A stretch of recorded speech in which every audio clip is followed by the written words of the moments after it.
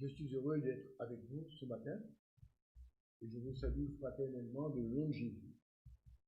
Je salue aussi ceux qui nous regardent, parce qu'il y a beaucoup plus de monde qui nous regarde que de présents ici. Donc, je vous salue, vous qui êtes donc devant vos ordinateurs. Oui, pour que là où nous soyons ce matin, le Seigneur nous bénisse au cours de cette matinée. Avec le couvre-feu qui a commencé aujourd'hui, de 21h à 6h, les familles passeront beaucoup plus de temps ensemble. Il est vrai que cette situation peut causer des difficultés dans de nombreux foyers, vu que le nombre de féminicides, de plaintes pour violences conjugales, de divorces, a connu une forte augmentation lors du confinement. Mais les familles dites chrétiennes peuvent profiter de cette période pour se retrouver, pour passer du temps ensemble.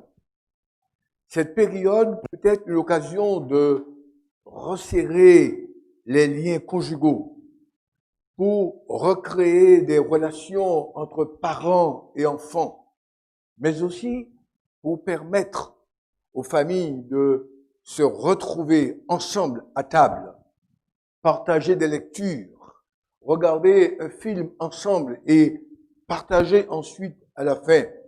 Et pourquoi pas raconter des histoires pour resserrer, renouveler la relation avec Dieu ensemble, tout en s'amusant. Nous pouvons passer en fait d'agréables moments dans des jeux bibliques avec nos enfants, pour ceux qui en ont, même entre adultes. Un de ces jeux consiste, peut-être que nous allons jouer ce matin. Je pensais que c'était avec des enfants, mais il n'y en a pas beaucoup. Alors nous allons jouer, d'ailleurs, commencer par jouer ce matin. Un de ces jeux consiste à penser un personnage, un lieu, un animal ou autre chose que les autres doivent découvrir au fur et à mesure que des indications qui leur sont données. Vous connaissez certainement ce jeu. Peut-être que nous allons commencer à jouer ce matin.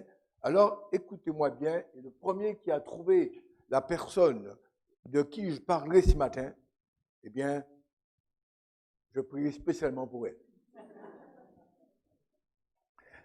Je donnerai au fur et à mesure des indications sur la personne que j'ai choisie, sur les faits qui ont marqué sa vie. Et si vous avez trouvé la personne, vous le dites.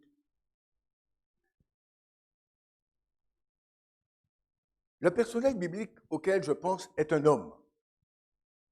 La Bible ne parle pas beaucoup de cet homme. Quand elle le fait, c'est par des passages très courts, sans rien dire de lui, ni avant, ni après. Mais cet homme est un de mes personnages bibliques préférés.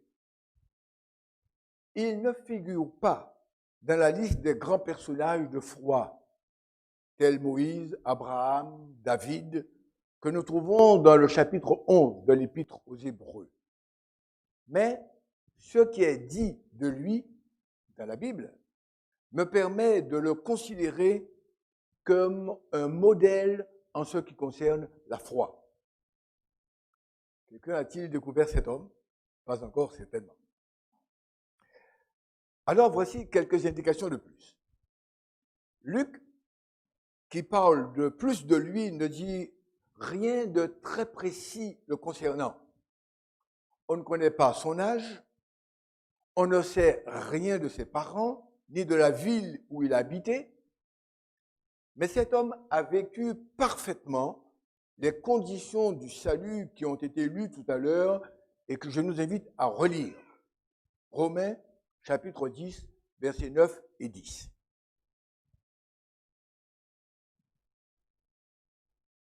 Si tu confesses de ta bouche le Seigneur Jésus, si tu crois dans ton cœur que Dieu l'a ressuscité des morts, tu seras sauvé. Car c'est en croyant du cœur qu'on parvient à la justice et c'est en confessant de la bouche qu'on parvient au salut. L'homme auquel je pense a rempli parfaitement ces conditions. Il a cru en Jésus de tout son cœur, il a confessé de sa bouche le nom de Jésus, il a affirmé sa foi en la résurrection du Christ, a cru à l'établissement de son royaume et est parvenu au salut. Quelqu'un a-t-il reconnu l'homme dont je parle? Non. Pas encore? Je continue. Non. Non. Avant sa rencontre avec Jésus et son expérience de foi dont je viens de parler, cet homme qui est un de mes personnages bibliques préférés n'était pas du tout recommandable. S'il était là aujourd'hui, les parents interdiraient à leurs enfants de le fréquenter. Qui? Non. Les évangélistes ne donnent pas son nom, mais parlent de lui comme d'un homme sans foi ni loi. Cet homme dont je parle s'est entretenu pour la première fois avec Jésus lors de la fête de Pâques. Pardon?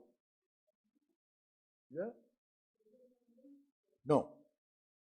Matthieu dit même qu'au début de leur rencontre, cet homme a insulté Jésus. Vous devez être étonné d'apprendre qu'un de mes personnages bibliques préférés est un homme qui a insulté Jésus. Mais j'espère que vous comprendrez pourquoi quand je le dirai, et il se peut qu'il devienne aussi un de mes personnages bibliques préférés. En réponse à sa foi, Jésus fit à cet homme une promesse. Je dirais la plus belle des promesses, car j'ai l'assurance que chacun de nous aurait aimé la recevoir de la part de Jésus. Quelqu'un a-t-il reconnu cet homme?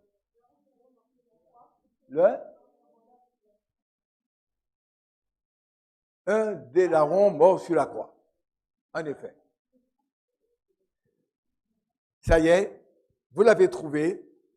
Il s'agit en effet d'un des deux larrons crucifiés à côté de Jésus, et plus précisément celui qui est appelé couramment le bon larron.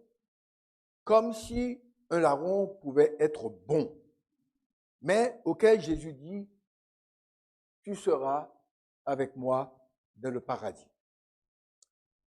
Maintenant que le personnage a été trouvé, je vais prier spécialement pour vous. Quel est votre prénom? Julie? Je vous invite à incliner la tête et nous prions pour Julie.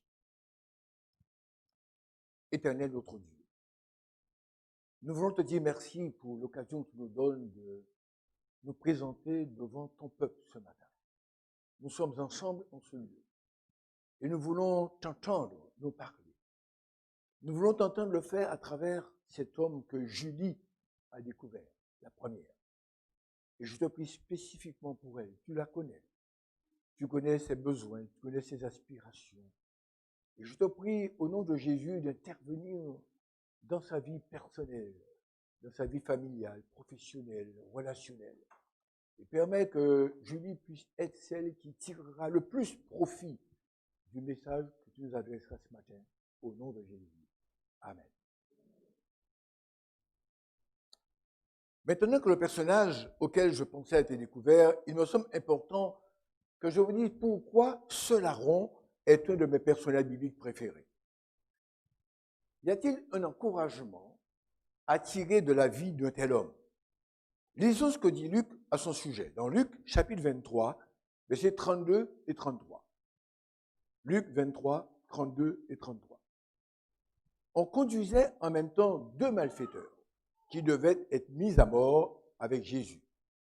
Lorsqu'ils furent arrivés au lieu appelé Crâne, ils le crucifièrent là, ainsi que les deux malfaiteurs, l'un à droite, l'autre à gauche. Comme Christ, ce hors-la-loi a été crucifié. Il a supporté et souffert les mêmes souffrances physiques de la crucifixion que Christ. il a subi la même humiliation de la croix. Mais ce n'est pas pour cela qu'il est un de mes personnages bibliques préférés, car à ce niveau-là, il n'y a pas de différence entre lui et l'autre larron. Ils ont tous les deux souffert la même chose.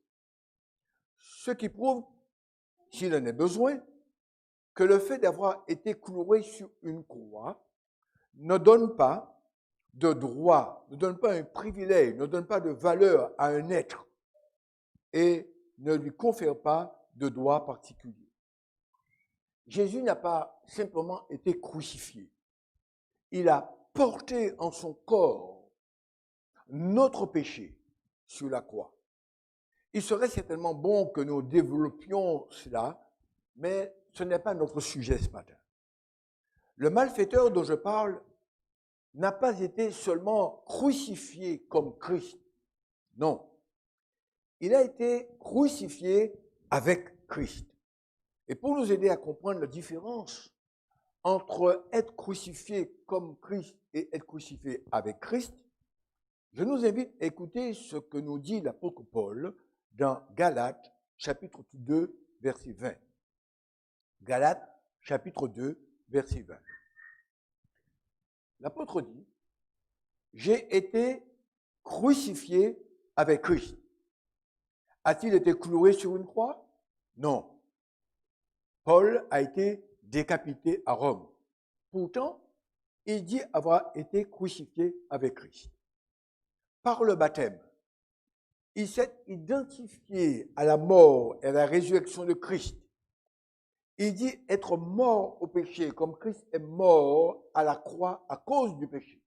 Pour lui, ce baptême était une véritable crucifixion de son vieil homme, mais aussi une résurrection d'un homme nouveau en Christ, puisqu'il ajoute, si je vis, ce n'est plus moi qui vis, c'est Christ qui vit en moi. Si je vis maintenant dans la chair, je vis dans la foi au Fils de Dieu qui m'a aimé et qui s'est livré lui-même pour moi. Dans Romains chapitre 6, 3 et 4, Paul parle d'ailleurs du baptême comme une identification avec Christ jusque dans sa mort et sa résurrection. Mon larron, il est vrai, n'a pas été baptisé selon l'ordre du Christ qui a dit que celui qui croira et qui sera baptisé sera sauvé. Parce que de sa croix, il ne pouvait pas dire aux Romains, attendez, je vais aujourd'hui me faire baptiser, puis je reviendrai pour être crucifié. Il n'a pas pu être baptisé du baptême d'eau, mais il a expérimenté le sens profond du baptême, c'est-à-dire la mort au vieil homme et la volonté de mourir à ce vieil homme.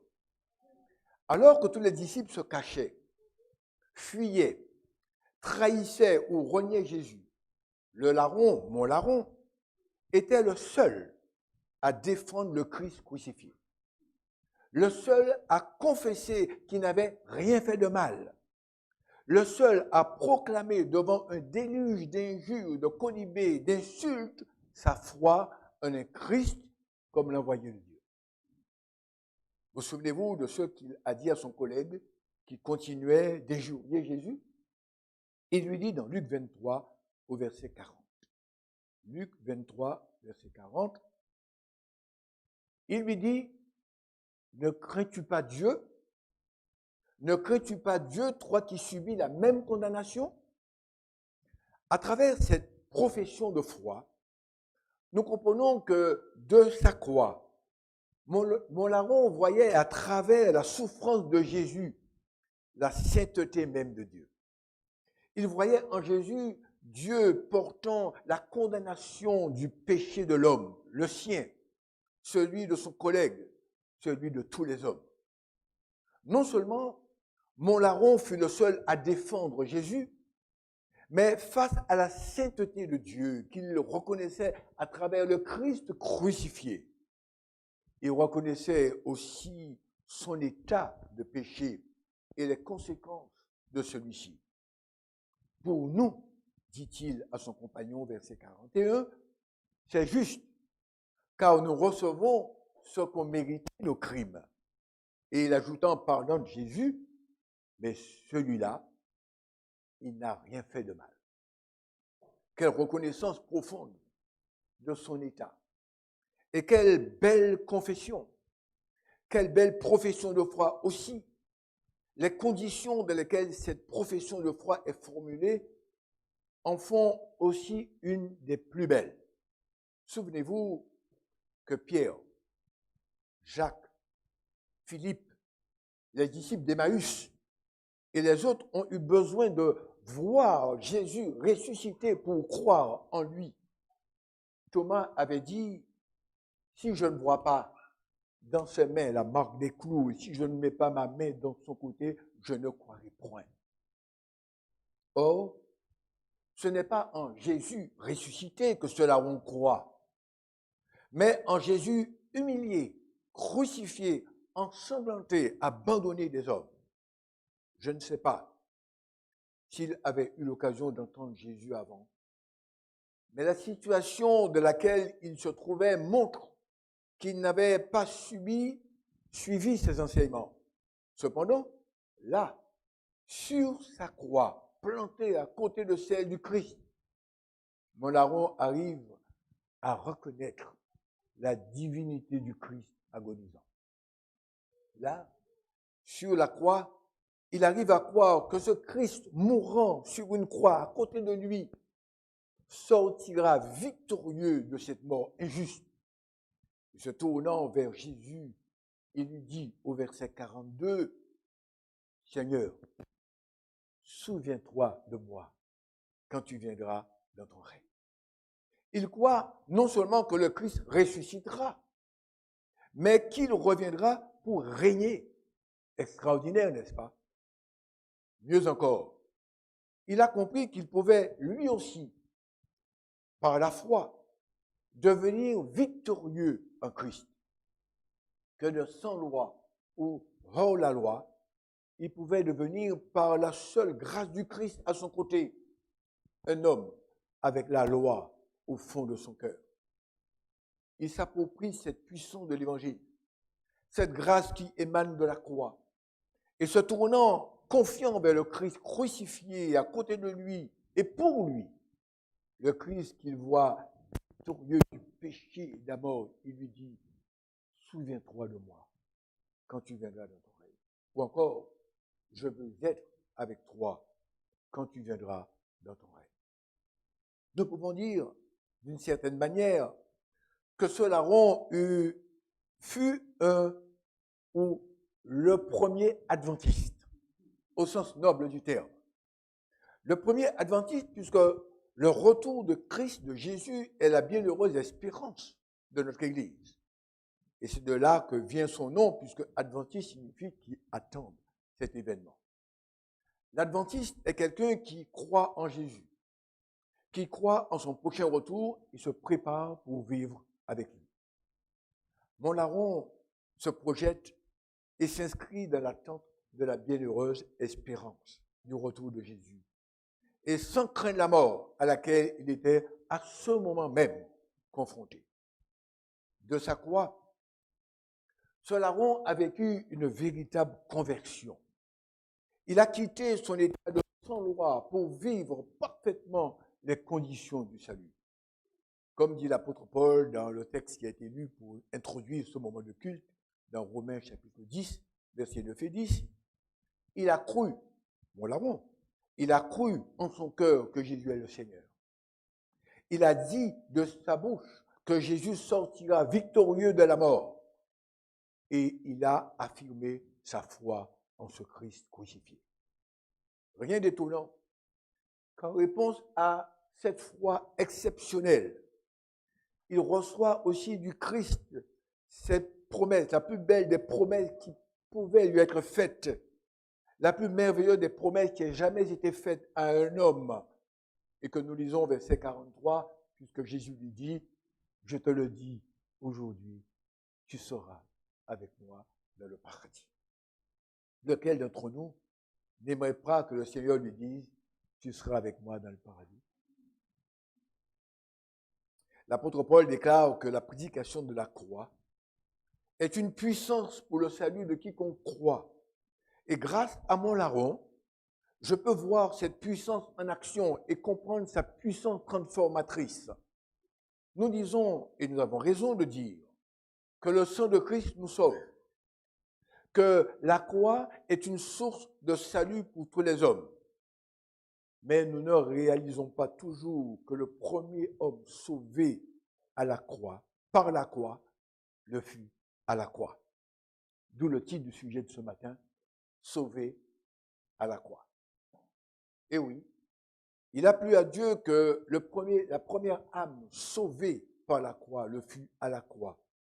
Et que ce fut celle de malfaiteurs, comme pour nous rappeler que le salut est véritablement un don gratuit de Dieu pour quiconque croit. Voyez-vous, je peux connaître tous les traités dogmatiques de théologie sur le sanctuaire, sur la justification par la foi ou le message des 3 ans. Je peux connaître les prophéties et les expliquer. Mais tout cela ne me sert à rien si je ne vis pas la rencontre avec le crucifié comme l'a vécu le larron. Si je ne vis pas avec le Christ la merveilleuse conversion que fut la sienne. Bien avant que l'apôtre Paul ne le dise, mon larron pouvait dire « J'ai été crucifié avec Christ ». Car si quelqu'un vivait par la foi, mais vraiment par la foi, c'est bien se condamner à mort, crucifié à côté du Christ mourant, et qui lui dit « Souviens-toi de moi quand tu viendras dans ton règne ». La conversion de mon larron et son témoignage ont certainement été un grand encouragement pour Jésus à ce moment ultime de sa vie. À travers le témoignage tout simple de ce sans-loi, confessant Jésus et croyant que Dieu le ressuscitera, je comprends à mon tour que la croix est en effet une véritable puissance de salut pour le salut de quiconque croit, pour mon salut si je crois, pour votre salut si vous croyez. Après vous avoir parlé de l'expérience du salut du larron sur la croix, j'aimerais terminer par l'influence de la croix sur le larron. La première influence de la croix sur le larron fut de le rendre capable d'aimer Jésus. Lui qui était un malfaiteur, un hors-la-loi, un homme sans foi ni loi, qui avait certainement commis un certain nombre de crimes, puisque la crucifixion était réservée aux grands criminels. Il a aussitôt exprimé de l'amour pour Jésus. Contrairement à ceux qui, près de la croix, se moquaient de Jésus, le larron, lui, l'a aimé. Et certainement plus que tout autre. Étonné de le voir prendre publiquement position pour Jésus, la défense de Jésus. Ce que tous les autres, alors que tous les autres condamnaient Jésus, lui dit, cet homme, il n'a rien fait de mal. La croix a donc premièrement rendu mon larron capable d'aimer Jésus au point de prendre publiquement position pour lui, alors que tout le monde le reniait, le méprisait. Frères et sœurs, aimez-vous Jésus au point de prendre position publiquement pour lui, même si tout le monde autour de vous le reniait. Vous êtes capable de ça? Tout le monde autour de vous renie. Non, c'est pas le Christ. Vous levez la main et dites, si, moi je crois. Dans la foule. Vous l'auriez fait, vous?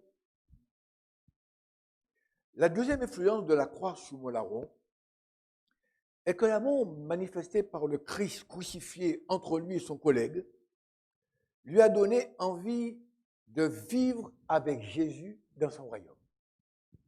Souviens-toi de moi, dit-il, quand tu viendras dans ton règne.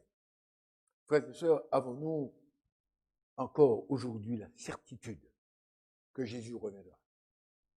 Attendons-nous son retour? Quelle influence cet événement a-t-il dans notre vie de tous les jours? Vivons-nous déjà aujourd'hui en tant que citoyens de ce royaume? Amour, paix, bonne entente les uns avec les autres. Ça va? Tout le monde se sent bien? Vous regardez n'importe qui dit ici, frère ou ma soeur, je vous aime. Ça va? On est bien? En effet, après avoir exprimé son amour pour Jésus, il exprima aussi son amour pour son compagnon, qui lui était en pleine révolte et clamait sa haine pour les autres, sa haine pour la société et même sa haine pour Jésus, qu'il ne connaissait pas, mais qu'il insultait quand même. La logique voudrait que le larron converti reprenne son compagnon dans un langage qu'il comprendrait parfaitement, en lui demandant, par exemple, de cesser de brailler comme il le faisait. Mais loin de là, il l'interpella par cette phrase pleine de sens que nous avons lue au verset 40. Ne crains-tu pas Dieu, toi qui subis la même condamnation? L'amour le poussa à agir aussitôt pour le salut de son compagnon, l'invitant à reconnaître lui aussi le Christ agonisant comme le Sauveur et à se laisser attirer lui aussi par lui pour son salut. N'est-ce pas une expression d'amour que d'aider quelqu'un qui se perd à trouver son chemin? N'est-ce pas un acte d'amour que d'aider quelqu'un qui meurt à trouver le chemin de la vie? Et j'imagine le ton sympathique, la douceur avec laquelle il dit à son compagnon, ne crains-tu pas Dieu, toi qui subis la même condamnation? Comment un tel amour a-t-il pu naître dans le cœur de ce sans-loi si ce n'est pas le Saint-Esprit qui le lui a insufflé? Voyez-vous, le Saint-Esprit ne se contente pas de faire de nous des êtres nouveaux, simplement en enlevant de notre cœur ce qui est contraire à la volonté de Dieu. La rancune, la haine, la suspicion, la jalousie et autres sentiments négatifs qui ont placé les deux larrons dans la situation où ils se sont trouvés. Le Saint-Esprit fait de nous des êtres nouveaux en nous donnant une nouvelle façon de vivre, en nous donnant des conceptions nouvelles, des idées nouvelles, en nous donnant la capacité d'aimer les autres au point de devenir des agents de salut, comme le fait mon larron. Les conséquences du salut ne doivent pas se voir uniquement à la croix, elles doivent se voir aussi dans nos vies, par les effets de la prédication de l'Évangile éternel. Craignez Dieu et donnez-lui gloire. Ne crains-tu pas Dieu? Demanda le larron converti à son compagnon. Et si, comme je l'ai dit, il était un adventiste, par son attente du retour de Jésus et son désir de régner avec lui, le larron a été aussi, il a été aussi ce adventiste par la proclamation du message des trois anges qui se trouve au cœur même du message adventiste. Craignez Dieu et donnez-lui gloire, car l'heure de son jugement est venue. C'est le message que nous sommes appelés à prêcher partout où nous nous trouvons, en témoignant par notre vie que nous avons la crainte de Dieu, en aimant les autres, et tout particulièrement ceux de notre famille, biologique, mais aussi spirituelle. Grâce à mon larron, je comprends qu'il n'y a pas de péché, pas de crime ou d'existence gâchée, que le sang de Christ ne puisse racheter, qu'il n'y a pas d'enfant prodigue, quelle que soit sa faute, sa révolte, que le Père ne peut pas réintégrer dans sa maison. Grâce à mon larron, je comprends qu'à la croix, Jésus enlève tous les sentiments de culpabilité et me donne la capacité d'aimer. Frères et sœurs, j'espère, oui, avoir pu vous aider à comprendre, avec l'aide du Saint-Esprit, pourquoi ce larron est un de mes personnages bibliques préférés. Et peut-être le deviendra-t-il aussi pour vous car à chacun de ceux qui, comme le larron, vit aujourd'hui les conditions du salut, le Seigneur ressuscité dit, tu seras avec moi dans le paradis. Puis cette promesse est ressentie par chacun de nous comme une vibrante réalité et nous accompagner tous les jours de notre vie, jusqu'au jour où le Seigneur reviendra et nous prendra avec lui pour l'éternité. C'est ma prière pour chacun de vous ce matin. Amen.